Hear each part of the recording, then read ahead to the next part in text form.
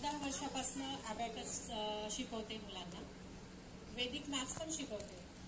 तर आपली जी स्मार्ट किड अबॅकसची जी कंपनी आहे, तर खूप कोऑपरेटिव्ह अशी लोक आहेत. तिथला स्टाफ सुद्धा आम्हाला इतकं कोऑपरेशन असतं त्यांचं. जे आमचं ट्रेनिंग आम्ही जर सुरुवातीला फ्रँचायझी घेतल्यानंतर आम्हाला ट्रेनिंग मिळतं, तर आम्हाला कितीही डाऊट असू दे आम्ही त्यांना कितीही वेळा विचारू शकतो.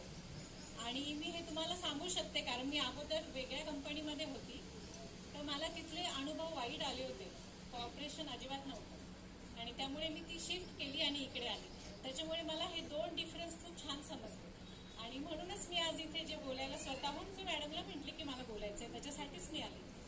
आणि आम्हाला तिथे चांगलं ट्रेनिंग मिळाल्यामुळे काय होतं की आम्ही मुलांना चांगलं शिकवू शकतो. आणि म्हणजे मी माझ्या स्वतःच्या डोळ्यांनी, माझ्याकडे एक मुलगी होती, अतिशय वीक, 4th ला होती ती, पण तिला फर्स्ट आणि सेकंडचं सुद्धा मॅथ्स जमत नव्हतं, साधं ॲडिशन सबट्रॅक्शन. पण अबॅकस केल्यामुळे ती इतकी छान मॅथ्स करायला लागली. इव्हन आता वैदिक मॅथ्समध्ये माझ्याकडे एक मुलगा आला तर मागच्या वर्षी, एका वर्षामध्ये त्याच्या वैदिकच्या 3ही लेवल कम्प्लीट झाले आणि तो इतके मोठे. आता वैदिक मॅथ्समध्ये तर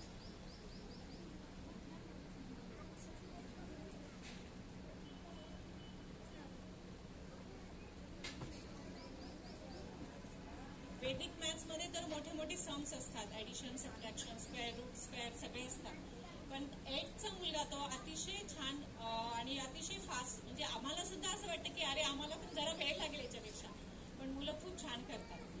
आणि आता तर अबॅकसचं तर मेंटली मुलं छान करतात, म्हणजे अगदी सेकंड थर्डची मुलं सुद्धा मेंटली छान करतात.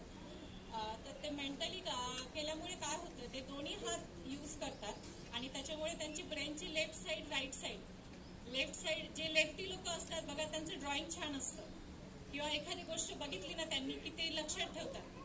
आणि जे रायटी असतात तर त्यांचं कसं असतं की थोडंसं त्यांना वाचलेलं त्यांच्या लक्षात राहतं. पण जेव्हा मुलं अबॅकस करतात, दोन्ही हातांचा यूज करतात, तर त्यांच्या दोन्ही left side and right side ब्रेनचे ऍक्टिव्ह होतात आणि त्याच्यामुळे ते फोटोग्राफिक मेमरी सुद्धा त्यांची चांगली असते. आणि एखादं काही असेल वाचायचे जे सब्जेक्ट असतात, मराठी, हिस्ट्री, जॉग्रफी, ते चांगले करू शकतात. सायन्स, मॅथ्सही चांगले करू शकतात. अबॅकस आणि वैदिकचा क्लास लावणे म्हणजे असं नाही की तुम्ही फक्त मॅथ्समध्ये तुमची मुलं चांगले होतील, याचा उपयोग त्यांना बाकीच्या सब्जेक्टमध्ये सुद्धा होतो.